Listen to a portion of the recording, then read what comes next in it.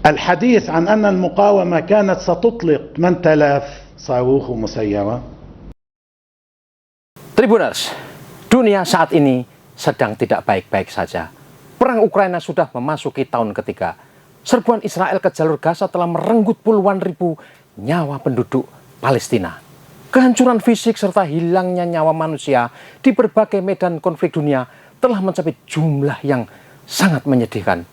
Perlawanan terus terjadi di Yaman, Suriah, Iran, Irak, dan banyak spot konflik lain di benua Asia maupun Afrika.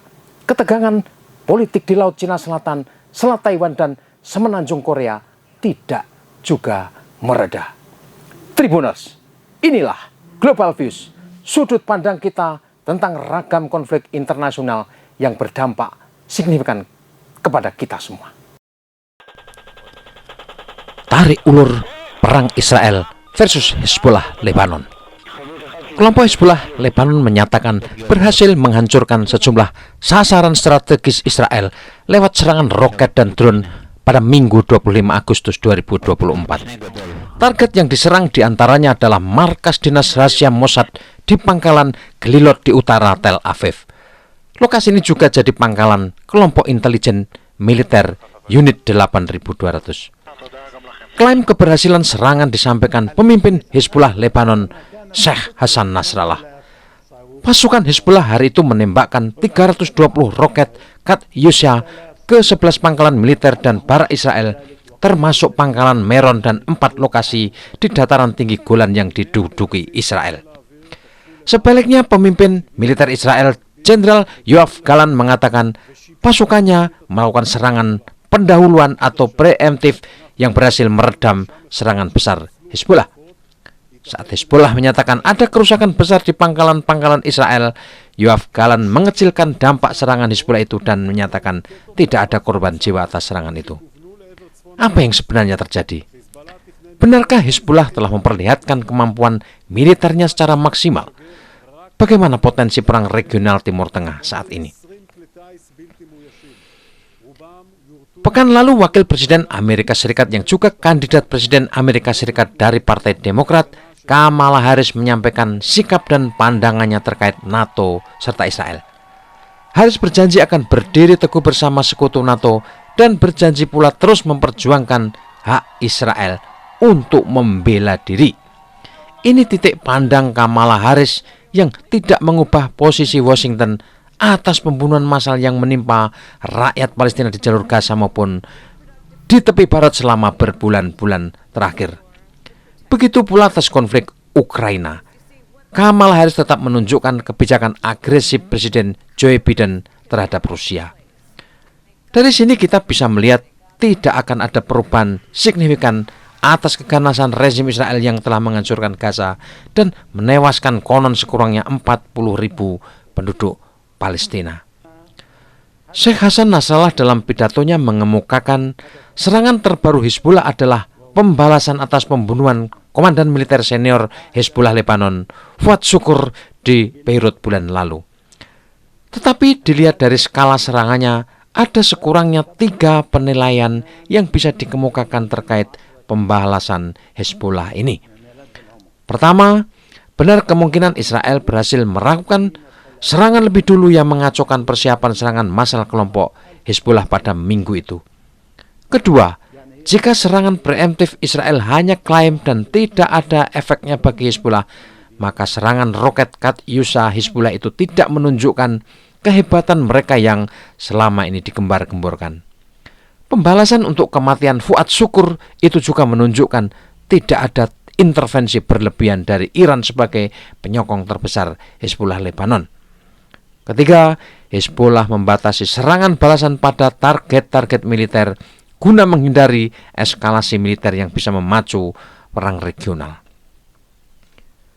Hal paling menarik dari konflik Israel, Hamas, dan Palestina belakangan ini adalah kuatnya retorika dari kelompok Hamas, Hezbollah, dan tentu saja dari Iran.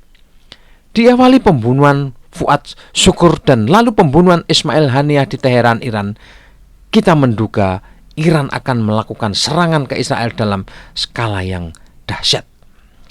Retorika kuat diungkapkan sekutu-sekutu Iran seperti Houthi Yaman, Kataib Hizbullah Irak, dan tentu saja pidato pemimpin tertinggi Iran Ayatollah Ali Khamenei.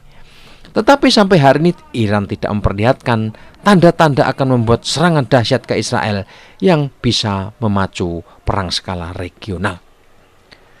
Apa yang terjadi adalah serangan-serangan sporadis yang dilakukan elemen-elemen Houthi Yaman, Hizbullah Suriah, Kataib Hizbullah Irak, dan tentu saja oleh Hamas dan Hizbullah Lebanon. Militer Amerika Serikat memang telah menurunkan armada kapal perang dalam jumlah besar ke Timur Tengah. Ini menjadi semacam upaya penangkal atas perkembangan situasi ketika Israel membuka front perang di 5 jurusan sekaligus.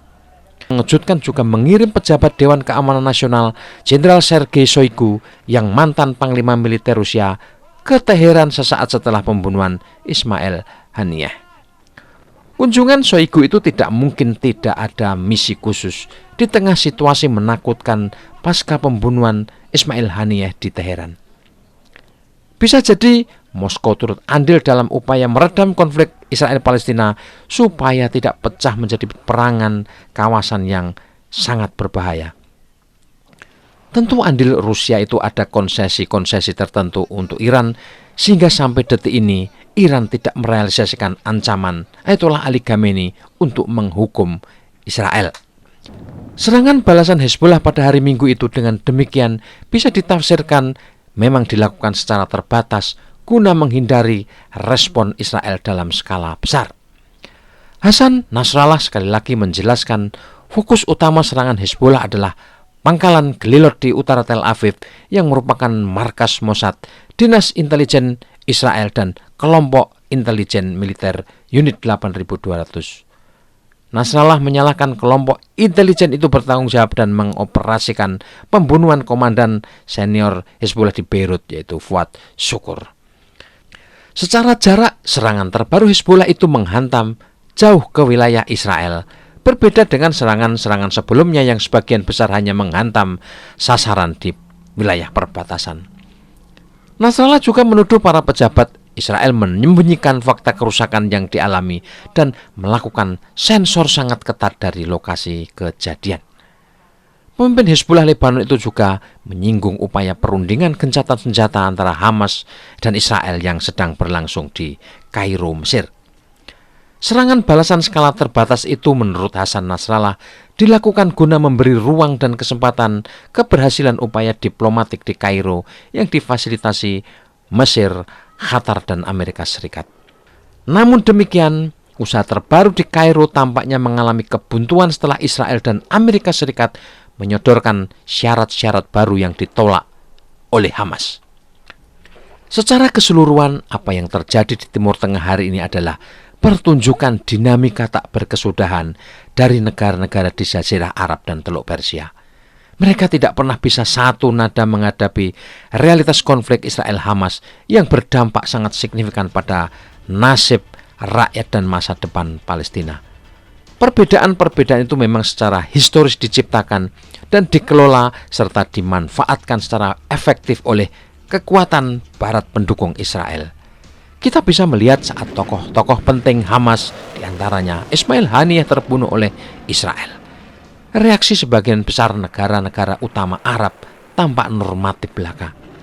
Reaksi normatif itu juga memperlihatkan masih ada jurang pemisah yang sulit dipersatukan antara eksistensi Arab di satu sisi dan pengaruh Iran di sisi lainnya. Sementara Rusia dan Cina yang muncul sebagai kekuatan pesaing blok Amerika berusaha mempertahankan keseimbangan antara dunia Arab dan blok Iran. Tarik-menarik kepentingan ini kemungkinan masih akan berlangsung sangat panjang dengan probabilitas hasil akhir yang masih sulit diduga. Sebagian besar negara Arab mulai melirik dan bahkan bergabung dengan BRICS, sebuah blok ekonomi baru yang diinisiasi Brasil, Rusia, India, Cina, dan Afrika Selatan. Uni Emirat Arab dan Iran bahkan telah bergabung ke BRIC Plus yang akan menggelar KTT di Kazan, Rusia, Oktober nanti. Di sisi lain, Amerika Serikat dan sekutunya berusaha mempertahankan hegemoninya atas Timur Tengah lewat dukungan tak terbatasnya pada Israel. Pertarungan global ini terjadi ketika di saat bersamaan Palestina menghadapi bencana kemanusiaan yang agaknya masih sulit dicegah oleh siapapun.